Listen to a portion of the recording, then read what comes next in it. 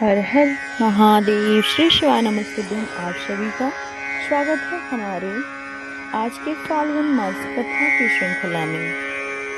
इस समय हम श्रवण कर रहे हैं भगवान शिव की जुड़ी हुई पौराणिक कथाओं का, और जो हमें आध्यात्मिक ऊर्जा प्रदान करती है, हमारी भक्ति और श्रद्धा में वृद्धि करती है। तो चलिए आज की हमारी इस कथा यात्रा को बढ़ाते हैं और श्रवण करते हैं फाल्गुन मास की कथा। लोमश ऋषि ने कहा, जो मनुष्य शिव मंदिर में आगमन में सफाई करता है वह निश्चय ही भगवान शिव लोक में जाकर संपूर्ण विश्व के लिए पूजनीय हो जाता है। वह आगे चलकर शिव जी के सम्मुख उपस्थित रहने वाले पार्षद बन जाते हैं। जो देवादि देव शूलपाणी शंकर के चंवर भेंट करते हैं, वो त्रैलोकी में जहाँ जन्म के उन चंवर में ढूंढता रहेगा। जो परमात्मा शिव की प्रसन्नता के लिए अर्पित करते हैं, वो पिता और नाना दोनों के कुलों का उद्धार करते हैं। और इस प्रकार जो मनुष्य हरिहर के आगे नववेद निवेदन करते हैं, एक ग्रास के संपूर्ण यज्ञ पर फल प्राप्त होता है। उन्हें बुद्धि मानव भगवान शिव के अनेक मंजिलों का महल मंदिर बनवा देते हैं। जो पुरुष अथवा स्त्रियां शिव जी के आंगन में विविध रंगों के चौक पोतती हैं, वो सर्वश्रेष्ठ शिव धाम में जाकर दिव्य रूप में प्राप्त करती हैं। वे भी त्रैलोकी तेजस्वी और कीर्तिमान होते हैं। धनवान या दरिद्र जो दो या तो तीनों से समय भगवान शिव का दर्शन करता है, वह सुखी होता है और समस्त दुखों से छूट जाते हैं। इसलिए सब प्रकार के प्रयत्नों से भगवान सदा शिव की पूजा करनी चाहिए। पत्र, पुष्प, फल अथवा स्वच्छ जल और कनेर से भी भगवान शिव की पूजा करके मनुष्य उन्हीं के समान हो जाता है। आँख यानी मदार का फूल कनेर 10 गुना श्रेष्ठ माना गया है। शिव के श्री अंगों में भली भांति लगती है, इसलिए सदा उसे धारण करना चाहिए। जो मनुष्य से ओम नमः शिवाय का पंचाक्षर मंत्र सदा उच्चारित करता है, वह मनुष्य भगवान शंकर के स्वरूप को प्राप्त करता है। इस कड़ी में हम यही श्रवण कर रहे हैं भगवान शिव के प्रिय वस्तु और इनकी पूजा करने का विधि जो होता है, पूजा में संलग्न रहने का, और भगवान शंकर की संपूर्ण चराचर जगत के आधार माने गए हैं। यह सब शिव रूप से विशेष रूप की जन्मी चाहिए। जो शिव हैं वो विष्णु ही हैं। विठी का भगवान का रूप और उत्तम स्थापित लिंग महेश्वर का स्वरूप है। अतः कुबेर की चांदी के शिवलिंग, वरुण कुछ लाल रंग की शिवलिंग, यमराज नीले रंग के नेत्रकोण, अधिपति रजत वर्ण, वायुदेव केसरिया रंग के शिवलिंग को निरंतर आराधना करते हैं। इस प्रकार इंद्र आदि समस्त लोकपाल शिवलिंग के उपासक हैं। पाताल में भी सभी लोग पूजक और गंधर्व किन्नर भी शिव उपासना करते हैं।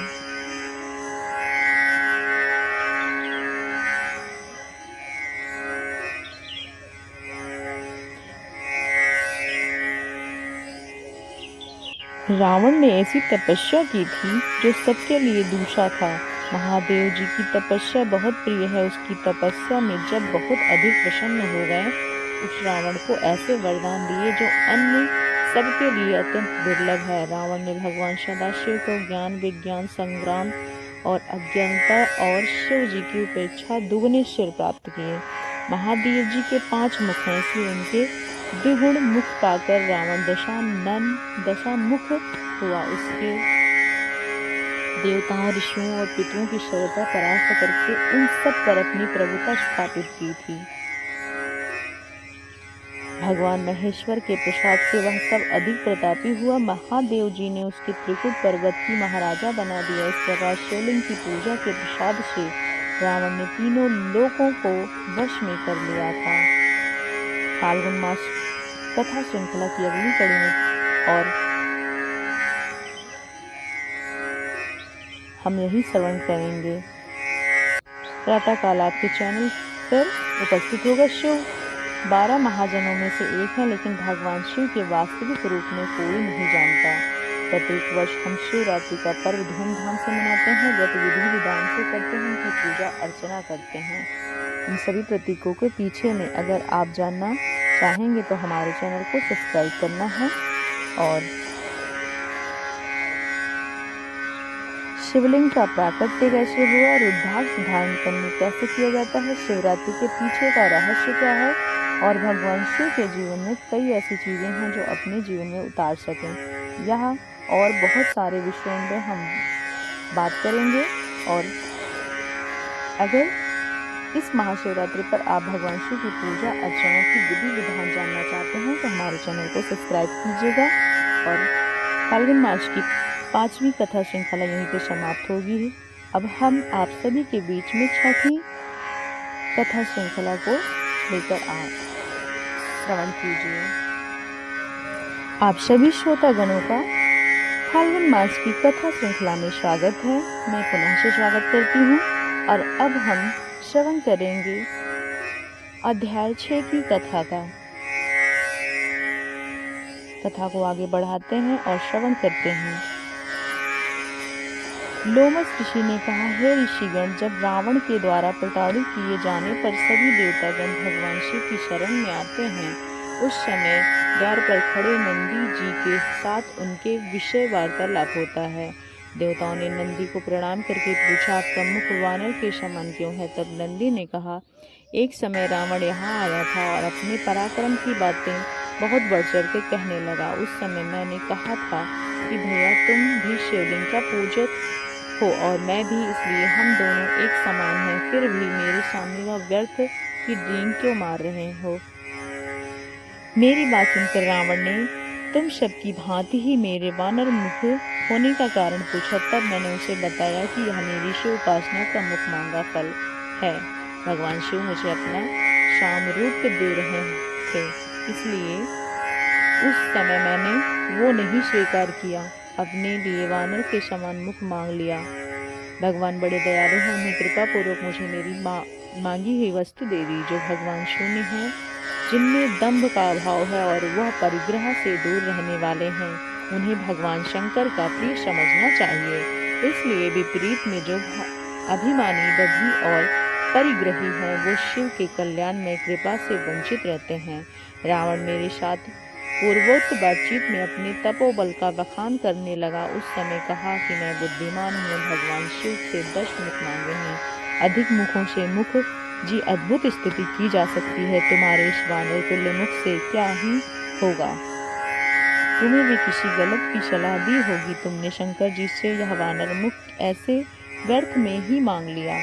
हे देवताओं, रावण का इस प्रकार उपहासपूर्ण वचन सुनकर मैंने अपने श्राप देते हुए उन्हें कहा, जब मैं महातपस्वी और श्रेष्ठ मानव उन वानरों के साथ मुझे आगे करके तुम पर आक्रमण करेगा, उस समय वह तुम्हें अवश्य मार डालेगा। इस प्रकार सारे संसार को रुलाने वाले रावण को मैंने श्राप दे दिया।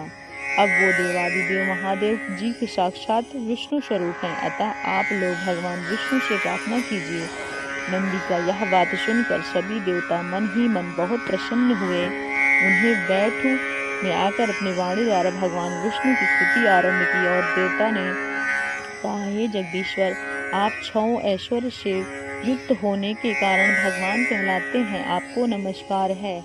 संपूर्ण चराचर जगत आधार पर टिका हुआ है। यह जगत एक लिंग है जिसके आधार पीठ रूप होकर धारण किया है। हम लोगों के लिए पहले ही अपने अनेक बार अवतार धारण किए हैं। आपने ही मत्स्य रूप धारण करके ब्रह्मा जी के मुख में वेदों की स्थापना की। आपने ही मधु और कैटब का नाश किया। इस प्रकार उनका संबोधन करने लगे और उन्होंने नरसिंह के रूप में हिरण्यकश्यप को मौत के घात उतारा। वामन अवतार करके दैत्यराज बलि का वधार, भृगुकुल में पशु परशुराम रूप में प्रकट होकर अपने ही कीर्तिमान अर्जुन का वध किया। हे विष्णु, आप ही संपूर्ण विश्व के पालक हैं, अतः आप रावण के भय अवश्य हमारा उद्धार करें। देवता को इस प्रकार प्रार्थना करके वह भगवान वासुदेव ने संपूर्ण देवताओं से कहा, हे देवों, तुम लोग अपने प्रस्ताव के अनुसार मेरी बात सुनो। नंदी को आगे करके तुम सभी शीघ्रता पूर्वक वानर शरीर में अवतार लो। मैं माया से अपने स्वरूप को छिपाए हुए मनुष्य रूप में अयोध्या के राजा दशरथ के घर में प्रकट होऊंगा। तुम्हारे कार्य की सिद्धि के लिए मेरे साथ ब्रह्म विद्या भी अवतार लेंगी। राजा जनक के घर साक्षात ब्रह्म विद्या सीता रूप में प्रकट होंगी। रावण भगवान शिव का भक्त है, वह सदा साक्षात शिव का ध्यान में तत्पर रहता है। उसमें बड़ी भारी तपस्या का भी बल है। जब ब्रह्मा विद्या रूप में सीता को बलपूर्वक प्राप्त करना चाहेगा, उस समय वह दोनों स्थितियों में तत्काल भ्रष्ट हो जाएगा। सीता के अन्वेषण में तत्पर होकर वह ना तो तपस्वी रह जाएगा और ना ही भक्त। जो ना ही ब्रह्मा विद्या का बलपूर्वक सेवन करना चाहता है, पुरुष धर्म का परास्त होकर सदा सुगमता पूर्वक जीत लेने योग्य बन जाएगा। इस प्रकार देवताओं को आश्वासन देकर वह अंतर्ध्यान हो गए। इस बात से सभी देवता अवतार धारण करने लगे। इंद्र के अंश से वाली उत्पन्न हुए। सुग्रीव शिव सूर्य पुत्र थे। जाम्बवंत ब्रह्मा जी के अंश प्रकट हुए। श्रीलाद पुत्र नंदी जो भगवान शिव के अनुचर और 11वें रुद्र थे, वे महाकवि हनुमान हुए। अमित तेजस्वी भगवान विष्णु की सहायता करने के लिए अवतीर्ण हुए। इस प्रकार सभी लोग भगवान के ही प्राकट्य में प्रकट हुआ और संपूर्ण विश्व उनके स्वरूप में रमण करता है। इसलिए विद्वान पुरुष उनके राम कहते हैं। भगवान विष्णु के प्रति भक्ति और तपस्या युक्त शेषनाग भी इसी पृथ्वी पर लक्ष्मण के रूप में अवतीर्ण हुए। श्री विष्णु के भुज दंडों में ही प्रतापी वीर प्रकट हुए, जो तीनों लोकों में भारत और शत्रुघ्न नाम से विख्यात हुए। वे सीता साक्षात जनक की कन्या बताई गई। जो मिथिलापति जनक की कन्या बताई गई थी, वो स्वयं देवी लक्ष्मी का स्वरूप थी। उसी समय सीता का हल नोक द्वारा पृथ्वी पे खोदे जाने पर पृथ्वी से प्रकट हुआ, इसलिए सीता का नाम प्रसिद्ध हुई। मिथिला के अवतार लेने के कारण उन्हें मैथिली भी कहा जाता था। पूर्व जन्म में इनका नाम वेदवती था। राजा ने जनक ब्रह्म विद्या स्वरूप सीता का परमात्मा ब्रह्मा जी के राम की सेवा अर्पित किया। कमल नयन श्री राम ने रावण को जीतने की इच्छा और देव कार्य की सिद्धि के उद्देश्य से वन में निवास किया। शेष अवतार लक्ष्मण भी उसी समय अत्यंत दुष्कर महान तप किया और इस प्रकार सभी लोग जो नित्य दासत ज्योतिर्लिंगों से स्वरूप भगवान शिव की पूजा करते रहे, शीघ्र ही उनका माया मन दूर हुआ। इस प्रकार मनुष्य जब गुणातीत हो जाता है, वह मोक्ष को भागी होता है। अतः संपूर्ण देवधारियों के लिए शिवलिंग का पूजन कल्याणकारी माना गया है। अर्थात शिवलिंग की पूजन तो श्री हरि विष्णु ने ही राम स्वरूप में किया था। भगवान शिव को ततः जानने का प्रयास करेंगे। भगवान शिव के जीवन से हम अपनी आस्था बनाए रखेंगे और हम इसी आशा के साथ आज की 7वें अध्याय श्रृंखला में आप सभी का स्वागत है। पुनः से स्वागत है। ऋषि लोमस जी ने कहा, इस समय देवराज इंद्र सभी लोग पालों और ऋषियों से घिरे अपनी श्रद्धा सभा में बैठे हैं। वहाँ सिद्ध और विद्याधर गण उनकी विजय के गीत गा रहे थे। उसी समय परम बुद्धिमान देवेद गुरु भगवान महाभाग बृहस्पति जी अपने शिष्यों के साथ देव सभा में पधारे। उन्हें आया हुआ देखकर सभी देवता अचानक से उठकर चरणों का प्रणाम किया। देवराज इंद्र भी देख लिए। देवराज इंद्र की बुद्धि राज मदद से दूषित हो गई थी, इसलिए उन्होंने देव गुरु के प्रति अपने आदर युक्त वचन कहे और प्रणाम किया। उन्हें बैठने का आसन दिया और न जाने क्या कहा। खोटे बुद्धि वाले देवराज इंद्रराज के मन उत्तम जानकर देवताओं के आचार्य बृहस्पति जी को क्रोधित होकर वह अंतर्ध्यान हो गए। उनके चले जाने के बाद सभी देवता का मन बड़ा खेद हुआ। नृत्य और गीत समाप्त होने पर जब देवराज इंद्र सचेत हुए, तब उन्हें भी तुरंत देवताओं से पूछा, महातपस्वी गुरुदेव कहाँ चले गए। तब नारद मुनि ने देवराज इंद्र से कहा, हे बलशोधन, निसंदेह आपके द्वारा गुरु की अवहेलना हुई है। गुरुदेव का अनादर से राज अपने हाथ से चला जाता है, इसलिए आप सब प्रकार के प्रयत्न कीजिए। अपने गुरुदेव का अपराध के लिए क्षमा मांगिए। नारद मुनि की यह बात सुनकर देवराज इंद्र अचानक से अपने सिंहासन से उठ के खड़े हो गए। उन सभी सभासदों के साथ लेकर बड़ी डाली के साथ गुरु के निवास स्थान पर गए। देवराज इंद्र की करतूत पाताल निवासी राजा बलि ने सुन ली और इस प्रकार दैत्यों की बड़ी सेना लेकर पाताल के अमरावतीपुरी पर चढ़ गए। उस समय देवताओं के दानवों के साथ बड़ा भयंकर युद्ध हुआ और ऐसे दैत्यों के देवताओं को सरल पराजित कर दिया। एक क्षण में ही दूषित हृदय वाले अविवेकी देवराज के सातों अंगों सहित संपूर्ण राज्य दैत्यों ने अपने अधिकार कर लिया। शीघ्र ही पाताल लोक के चले गए, उनका त्याग भी कर दिया और इस प्रकार दैत्यों में लोभ व स्वर्ग लोक को पाताल में पहुंचा दिया। लेकिन ये रत्नपूर्ण आत्मा पुरुषों से उपभोग में आने वाले थे, इसलिए दैत्यों का अधिकार में न रहकर वह समुद्र में कूद पड़े। उस समय राजा बलि ने आश्चर्यचकित होकर अपने गुरु शुक्राचार्य से कहा, हे भगवान, हम देवताओं को जीतकर बहुत बड़े से रत्न यहाँ ले आए थे, लेकिन वे सभी समुद्र में जाकर गिर गए। वे सभी बड़ी अद्भुत बात है। राजा बलि की बात सुनकर शुक्राचार्य ने उत्तर दिया, राजन, 100 अश्वमेध यज्ञों की दीक्षा लेकर उन्हें पूर्ण करने से तुम्हारा देवताओं के राज्य अधिकार हो पाएगा। उसी समय जो 100 अश्वमेध यज्ञों का अनुष्ठान कर लेता है वह स्वर्गलोक को राज भोगने का अधिकारी होता है।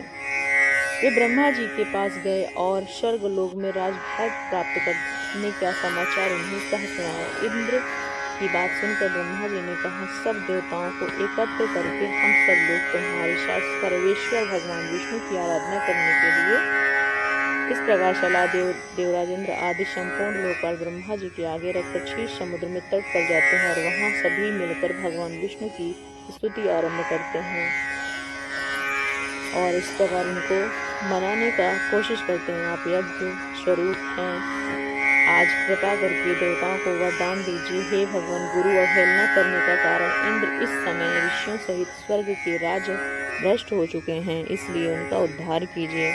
ब्रह्मा जी की प्रार्थना सुनकर भगवान श्री हरि ने कहा, हे देव गुरु की अवहेलना करने वाला सारा अभ्युदय नष्ट हो जाता है। जो पापी अधर्म में तत्पर हैं वे केवल विषयों के रचे पचे रहते हैं, जिनके द्वारा माता पिता की निंदा होती है। हे ब्राह्मण, इस इंद्र अन्याय किया है, उनका फल उन्हें तत्काल प्राप्त हो गया है।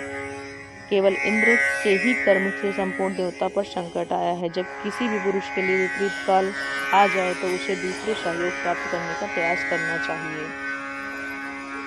उनके साथ समाधान करना चाहिए। भगवान विष्णु के इस प्रकार आज्ञा देने पर बुद्धिमान देवराज इंद्र अमरावती छोड़कर देवताओं के साथ सुतल लोक में गए। इंद्र आए, वहां सुनकर राजा इंद्रसेन यानी कि राजा बलिश भी में भर गए। उन्हें अपनी सेना के साथ इंद्र को मार डालने का विचार किया। उस समय देवर्षि नारद ने राजा बलि के दैत्यों को ऊंच नीच समझाकर उन्हें इंद्र से वध करने के लिए रोका। देवर्षि के कहने पर राजा बलि ने इंद्र के प्रति अपना रोष त्याग दिया और उतने में ही इंद्र भी अपना सेना के साथ आ गए।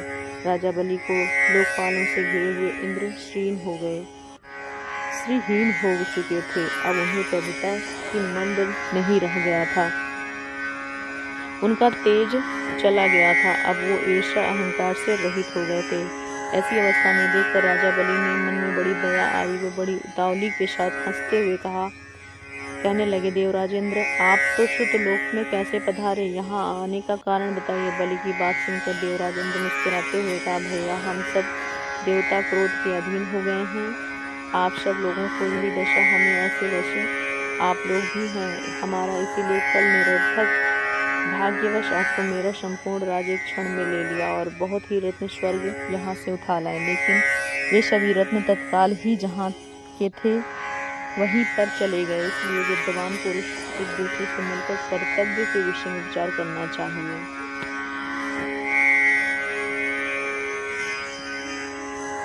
लेकिन भगवान शिव वास्तविक रूप से कोई नहीं जानता कि प्रत्येक वर्ष हम शिवरात्रि पर पूर्व धाम से मनाते हैं, व्रत का पालन करते हैं, भगवान शिव को प्रसन्न करते हैं। और फाल्गुन मास की कथा श्रृंखला का 7वां अध्याय यहाँ पे समाप्त होता है। अब हम श्रवण करेंगे 8वें अध्याय। फाल्गुन मास की अध्याय 8वीं की श्रृंखला में हम श्रवण कर रहे हैं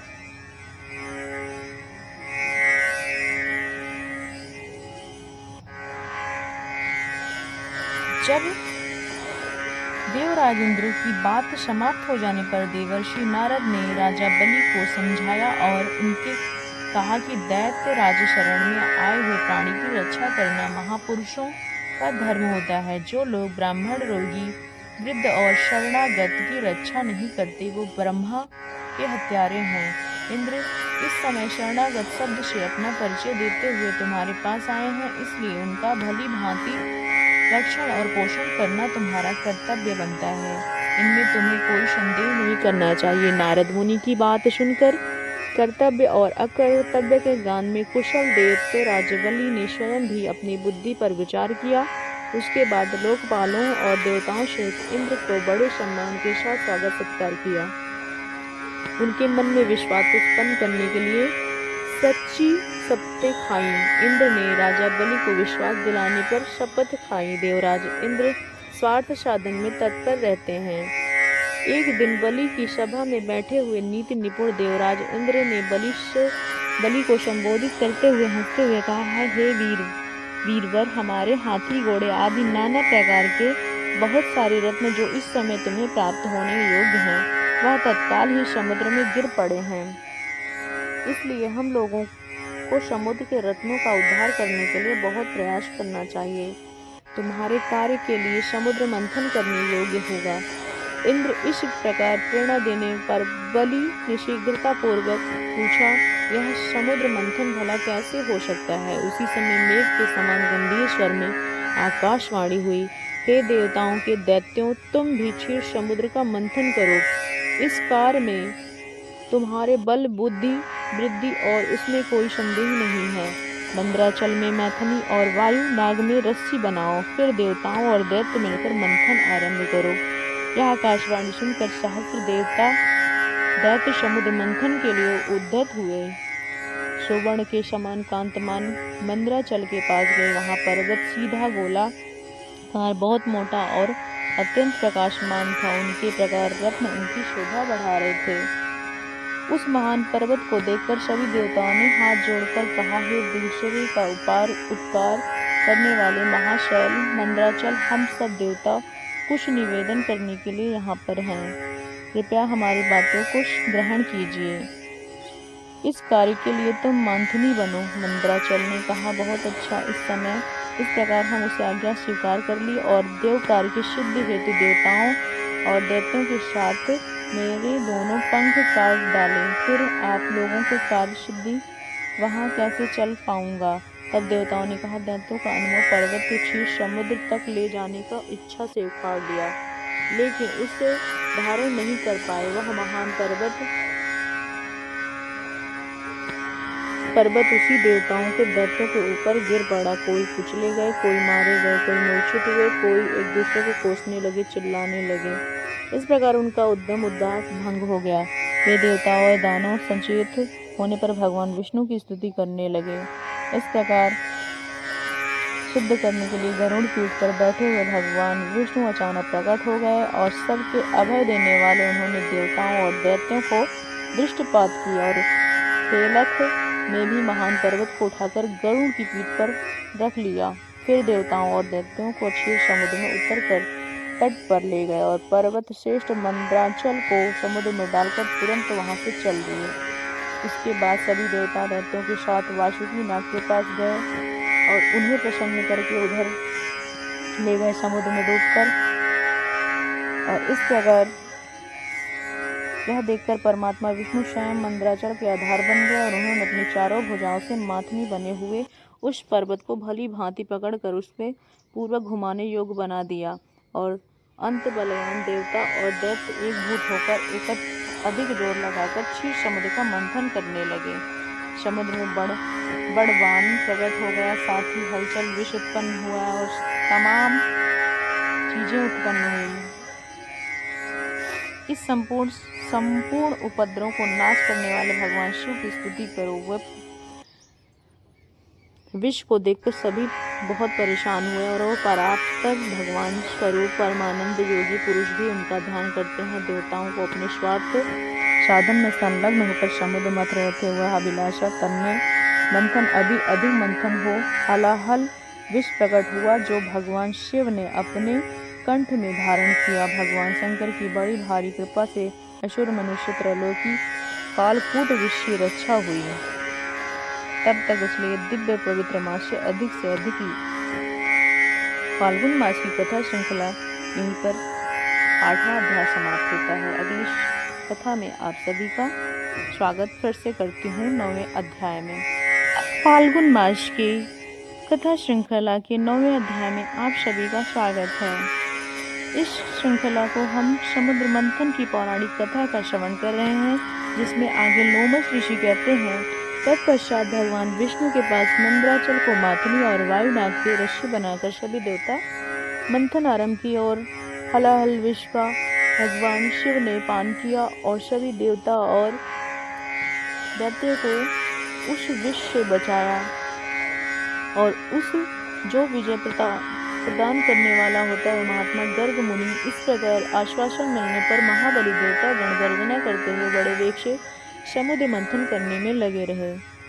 आवाजें आ रही थी। इस प्रकार मंथन के देव कार्यों की सिद्धि के लिए साक्षात सूरभ कामधेनु गाय प्रकट हुई। उन्हीं काले श्वेत पीले और हरे लाल रंग के सैकड़ों गाय से घिरे हुए थे। ऋषियों ने बड़े हर्ष में आकर देवताओं को दैत्य कामधेनु के लिए याचना की और कहा, आप सभी लोग मिलकर भिन्न भिन्न गोत्र वाले ब्राह्मणों को कामधेनु सहित इन सभी गायों का दान अवश्य दीजिए। और इस प्रकार परम मंगल में महात्मा ऋषियों ने उन गायों का दान स्वीकार किया। तब समुद्र कल्प वृक्ष का परिजात जूट और संतान का 4 दिव्य वृक्ष प्रकट हुए।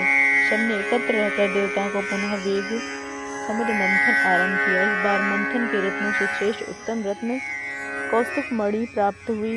सूर्यमंडल के समान कांतिमान था। वह बड़े प्रकाश से तीनों लोकों को प्रकाशित कर रहा था। इस प्रकार देवताओं ने फिर से समुद्र मंथन आरंभ किया। सभी बल से बार बार गर्जना कर रहे थे। तो बार बार मथे जाते समुद्र उच्च स्वामी नाम अश्व प्रकट हुआ। वह समस्त अश्व रत्न एक अद्भुत रत्न था। उनके गज जाति में रत्न भूत होते हैं। ऐरावत हाथी प्रकट हुआ, जिसे श्वेत वर्ण 64 हाथियों थे और ऐरावत के 4 दांत बाहर निकले हुए थे और मस्तक में मंद धारा बह रही थी। और फिर समुद्र मंथने लगे। उस प्रकार उन्हें उस समुद्र में भांग, मदिरा, काकवास, लाजन, गाजर इत्यादि धतूरा, पुष्कर आदि बहुत वस्तुएं प्रकट हुई और वह देवता पुनः की भांति मंथन करने लगे। एकमात्र संपूर्ण भुवनेश्वरी, एकमात्र अद्वेश्वरी दिव्य स्वरूपा देवी महालक्ष्मी प्रकट हुई, जिन्हें ब्रह्मवेता पुरुष यानी वेदांत विद्या कहते हैं। उन्हें एक दूसरे के लोग मूल विद्या कहकर महात्मा इन्हीं वाणी को विद्या भी कहते हैं। कोई कोई उन्हें रिद्धि सिद्धि आज्ञा और आशा नाम से कुछ योगी पुरुष उन्हें वैष्णवी भी कहते हैं, जो अनेक प्रकार के सिद्धांतों को जानने वाली और ज्ञान शक्ति से संपन्न है। उन्हीं को भगवान के योग माया कहा है। और देवी महालक्ष्मी का रूप अत्यंत सुंदर, उनके मनोहर मुख स्वाभाविक प्रसन्नता विराजमान है। हार और नपुरों में वह श्री अंगों में बड़ी शोभा हो रही थी। मस्तक पर छत्र था। सती महालक्ष्मी ने देवता दानव शुद्ध चरण में नाग आदि संपूर्ण प्राणियों को दृष्टिपात किया।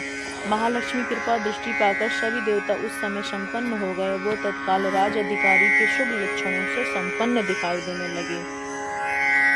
कपोल की नासिका बड़ी सुंदर थी। वो परम मनोहर दिव्य शरीर से प्रकाशित हो रही थी।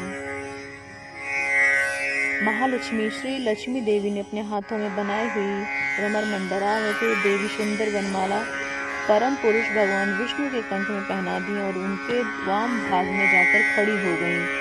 और शोभाशाली दंपति व दर्शन करने सभी देवतागण, दैत्य, सिद्ध, अप्सराएं, किन्नर, चरणगण आनंद को प्राप्त हुए। उनके साथ ही वह अपनी हमारी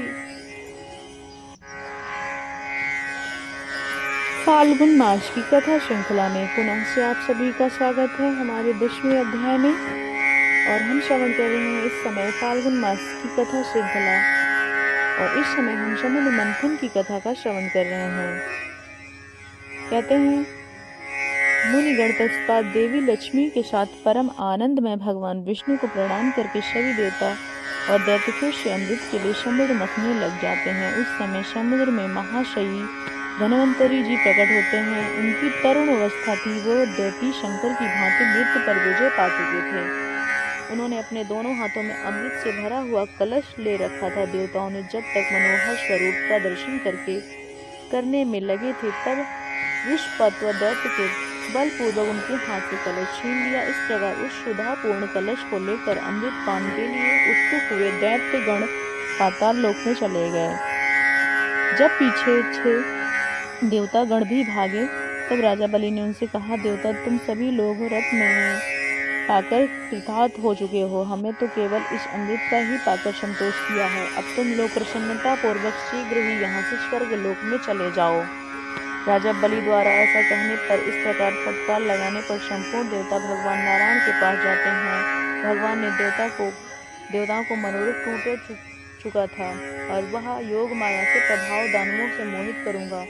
तब विष्णु ने कहा, इतना कहकर अनाथों की शरण देने वाले भगवान विष्णु ने सभी देवताओं को वहीं पर ठहराया, मोहिनी रूप धारण किया और दैत्य के पास रोषपूर्ण बातें करने लगा और अमृत के लिए परस्पर विवाद स्पर्धा छिड़ गई। और उसी समय मोहिनी वहां पर प्रकट हुई। संपूर्ण प्राणियों से मन मोह लेने वाली उस युवती को देखकर सभी दैत्यगण आश्चर्यचकित रह गए। प्यासी आंखों में इनको घोर देखते हुए फिर राजा बलि कहते हैं, महाभाग यहाँ बात मानो, सब लोग विवाद में शीघ्र शांति करो, उसके बाद तुम लोग अमृत का विभाजन करने में हमें सबके बीच में बांट दो। तब मोहिनी ने कहा, विद्वान पुरुषों की स्त्रियों पर विश्वास नहीं करना चाहिए।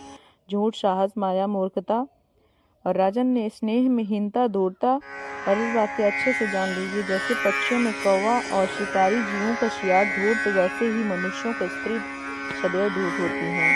लेकिन सभी लोग मनमोहनी के मग्न थे, जैसे कि किसी ने किसी बात का श्रवण नहीं किया। पराई बुद्धि हित साधन विचार करना चाहिए। मोहिनी की ऐसी बात सुनकर राजा बलि ने कहा, हे देवी, यथोचित विभाग करने से हम आप अमृत बांट दो, जितना देगी उतना ही हम ग्रहण कर लेंगे। यह बात तो सत्य सत्य कहकर हमें अत्यंत आकृष्ट हो चुके हैं। राजा बलि को ऐसा कहने पर सर्वमंगला महादेवी मोहिनी दैत्यों को लौकिक गति का दर्शन कराती हुई हैं। श्रेष्ठ असुरज्ञ आप लोग इसी अनिर्वचनीय दैत्य सहायता से अपने कार्य को सफल हैं, इसलिए अमृत की अधिवासन कीजिए। ऐसे सबसे पहले घर में अंदर सुरक्षित रूप से रख दीजिए। आज व्रत धारण कीजिए और इसी व्रत का प्रातः काल में अमृत का पारण कीजिए। बुद्धिमान पुरुष को उचित है यह अपने न्यायपूर्वक उपार्जित धन का 10वां हिस्सा भाग भगवान प्रसन्नता के लिए ले आए, यानी उनका दान दें। अब मोहिनी ने ऐसे वचन सुनकर दैत्य सभी लोग माया से मोहित हो चुके थे, वह अधिक समझदार भी थे, इसलिए मोहिनी देवी ने उनको कहा, ठीक है, और असुर अमृत पान करने के लिए आ गए। क्रमशः पतंग लगाकर बलि, नमोसी, शंख और तमाम राक्षस और दैत्य सभी एक पंक्ति में बैठे और कलश लेकर आई और उत्तम कांति से बड़ी शोभा पा रही थी। उन्होंने समय देवी देवता गण हाथों में भाजन पत्र लिए असुरों को पास गए। उन्हें देखते ही मोहिनी देवी ने असुरों से कहा, असुरों और वीर बुद्धिमान, उन्हें आप लोग अपने अतिथि समझिए, धर्म को सर्वस्व मानकर उनका साधन करने योग्य हैं। इस प्रकार वह क्लेश से भागी होते मोहिनी देवी के ऐसे कहने पर असुरों ने अमृत पीने के लिए बुला लिया। तब सभी देवता सुधा पान के लिए वहां बैठ गए। अपने बैठ जाने पर संपूर्ण धर्मों में जानने वाली देवताओं का सर्वाध सिद्ध करने वाली मोहिनी एक उत्तम बात कही, और वह लोग महाभाग राजा समुद्र से ये जो पहले किसी को अमृत पिलाऊं, देवताओं को जो अतिथि बनकर आए हैं या फिर दैत्यों को।